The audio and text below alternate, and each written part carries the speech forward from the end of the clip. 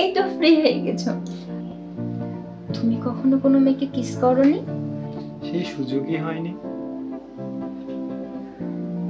তো সুযোগ পেলে কি করবে? প্রথমে তাকে ছুঁয়ে দেখতাম।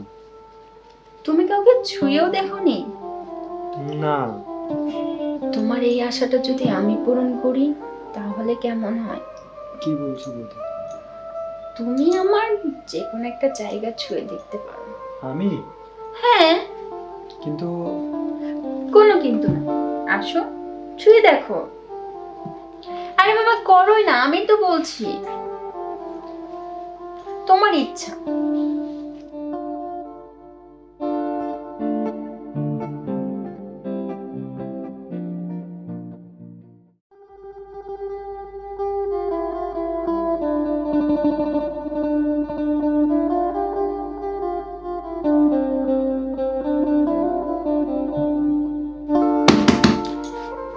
মনে হয় তোমার দাদা এসেছে, তুমি পড়ো, আমি আসছি।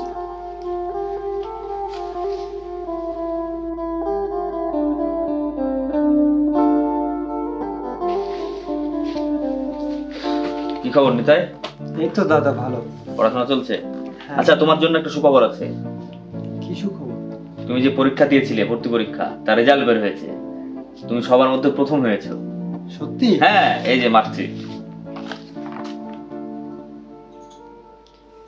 আমি জানতাম আমি ভালো রেজাল্ট করব। ভগবানকে ধন্যবাদ।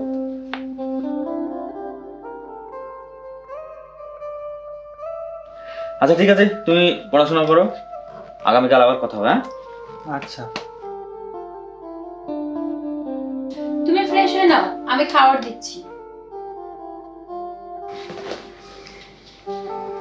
নিতাই এখন তুমি পড়ো, আবার কালকে কেমন?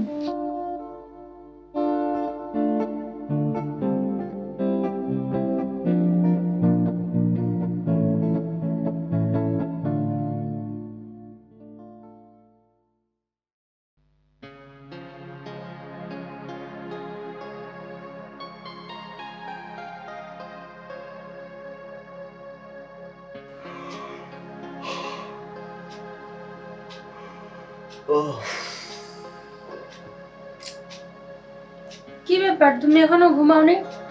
সরো, ঘুমাতে দাও। দীপালি, কি হয়েছে? আমরা মনে হয় কোথাও কোনো একটা ভুল করছি। মানে? নেতা এমনিতেই মেধাবী ছাত্র, ওর পড়াশোনার ক্ষতি হয় এমন কোনো কাজ আমাদের না করা উচিত। ওকে একটু যদি উৎসাহ দিই তাহলে ভালো পড়াশোনা করবে। তুমি কি বলো? তুমি ঠিকই বলেছো, আসলে আমি ওটা ভাবছি। আমাদের সামান্য উপকারের জন্য আমরা একটা মেধাবী ছাত্রর জীবন তো নষ্ট করতে পারি না, বলো?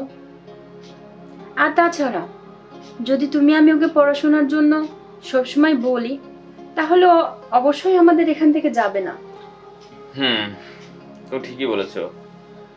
আচ্ছা, অনেক রাত হয়েছে, এখন আমরা ঘুমিয়ে পড়ি। হ্যাঁ হ্যাঁ, ঘুমাই পড়ো। ওকে। সকালে আবার অনেক কাজ আছে।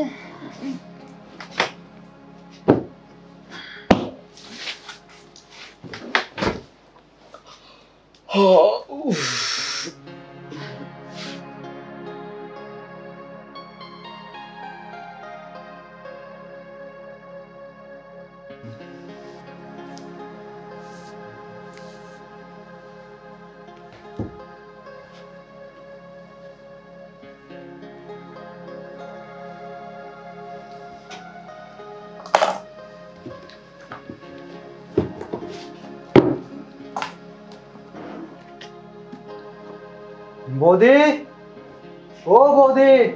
আসছি। কি হয়েছে? বৌদি, সকালে এলে না যে? জানো, রাতে তোমাকে খুব মিস করেছি। শোনো নিতাই, গত রাতে তোমার আর আমার মাঝে যে কথাগুলো হয়েছে এগুলো সব তোমাকে ভুলে যেতে হবে। তোমাকে আরো ভালো ছাত্র হতে হবে, তোমার বাবা মায়ের স্বপ্ন পূরণ করতে হবে। আর তুমি যদি তা না পারো, আর সে না পারার কারণ যদি আমি হয়ে থাকি, তাহলে আমি আমার নিজেকে কখনোই ক্ষমা করতে পারবো না।